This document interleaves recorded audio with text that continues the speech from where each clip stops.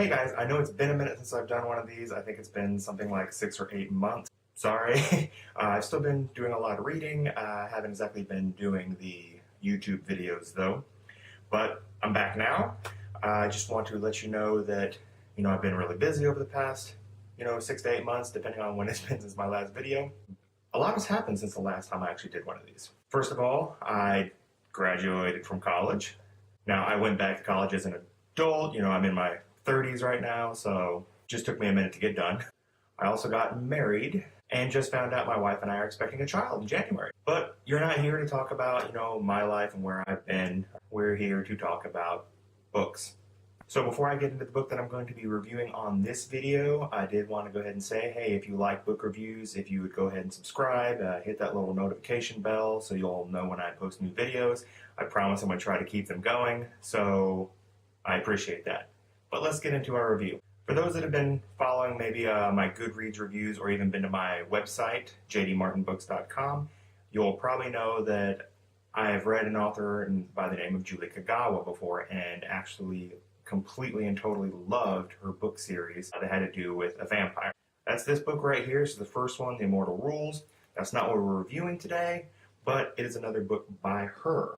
The book I'm reviewing on this video is called Talon, and I don't actually have a physical copy of this book. This is one of the first books I decided to listen to on audiobook. You can see it right there. I got into audiobooks because I spend roughly an hour plus per day in the car, and while I could be listening to music like I normally do, I listen to music all the time while I'm, writing my next book and everything. So figured I could also use this time that I'm in the car while I'm all by myself to focus on getting through some more books, because we only have so much time in the day to actually physically read. So hey, why not listen to one? So I started the Talon series by actually listening to audiobooks. Now this series is about dragons. I know, dragons are almost like zombies and vampires anymore. There's a million books about them. Why should I read another one? But this one does take a slightly different take as normal. It's not something set in a fantasy world. It's actually set in modern day. And the dragons have all joined together into an organization called Talon. And they still live in secret, but they've actually come up with the ability to transform into human form. And they come and live among us to learn how to be human and become, part of the workforce. Not so much as like, oh, they're working at McDonald's. They work part of their own organization to advance their own agenda. But, the dragons are among us. In this book, we follow a few different characters, but we mainly focus on Ember. She's a new hatchling that has just been brought from, where they keep the young dragons when they are learning how to assimilate, and have just been placed with a family out in the real world. And she's supposed to learn how to be human, make friends, and assimilate to society. That's kind of her job at the moment. Now, while there, she meets, as typical with all young adult novels, she meets two boys. First of all, there's Riley. We do discover that he is actually a rogue dragon, and what is meant by that is he has decided he wants nothing to do with Talon, and he has gone off on his own. Well, that's a huge no-no. So Talon's not so happy when they find out that she's associating with this rogue dragon. She also meets Garrett, who is a boy, roughly her age, around 17. And they strike up a conversation and go on a couple of dates. They go out surfing together, living in Crescent Beach. But what Ember doesn't know is Garrett is actually a soldier in an organization called St. George. St. George is made up of humans who have decided that it is their mission to eradicate dragons from the real world. Most of us don't know dragons are out there, but St. George has made it their mission to hunt them down to extinction. They see them as, satanic beings, and it is their God-given destiny to take care of it. Now here is where the problems kind of come out. St. George knows that two dragons, Ember and her brother Dante, had been put into Crescent Beach to assimilate, but they don't know who they are. While searching for the two dragons, that's when Garrett meets Ember, and he starts to question whether, she really is a dragon or not, if she's the target, because he starts to have feelings for her and sees her compassion and her love and zest for life, which they've been taught that dragons have no real feelings, they just imitate them, they're just killing machines. So I think that's enough to really tell you kind of what the book is generally about. I mean, I did give away a few things there, but nothing that will completely destroy the story for you at all. But that gives you kind of the gist of what it's about.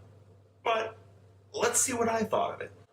Honestly, after completely falling in love with The Immortal Rules by Julie Kagawa, I was anxious to see something else by her that I might actually want to read.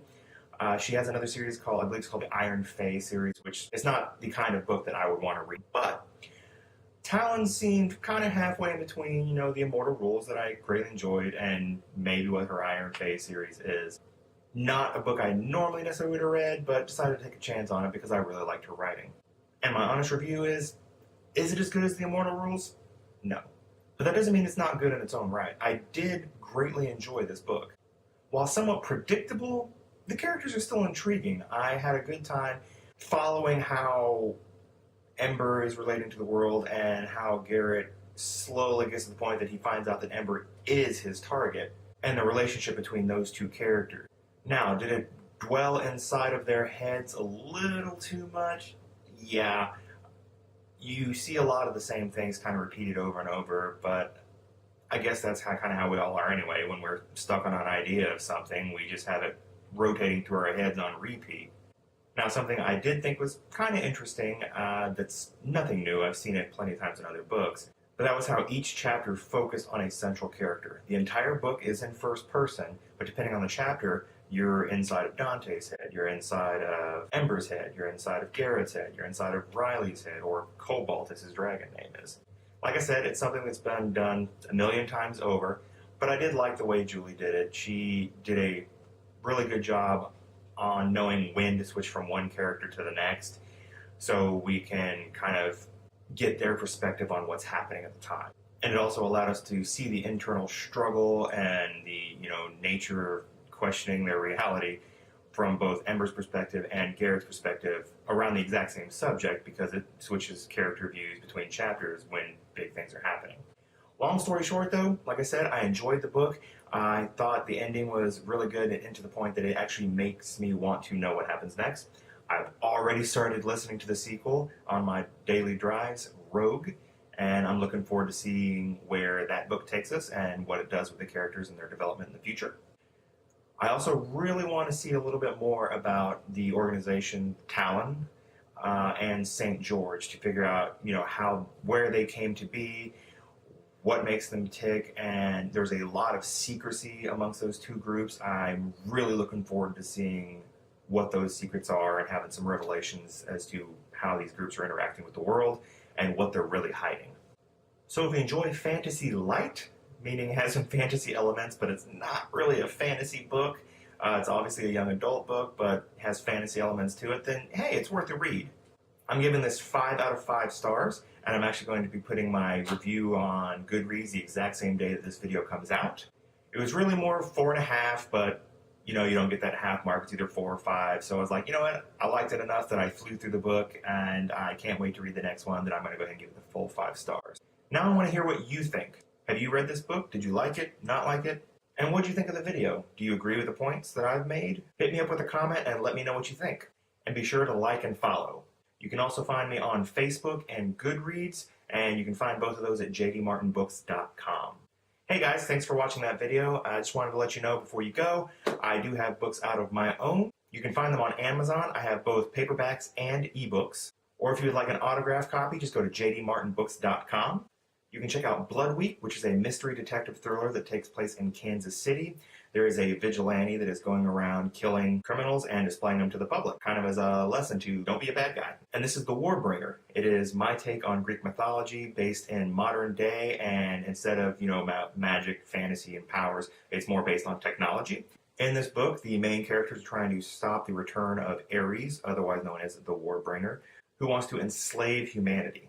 And those are the 2 books that I have out right now. Like I said, they are available in ebook and paperback on Amazon. Or if you want an autographed copy, just go to jdmartinbooks.com. Thanks for stopping by and happy reading.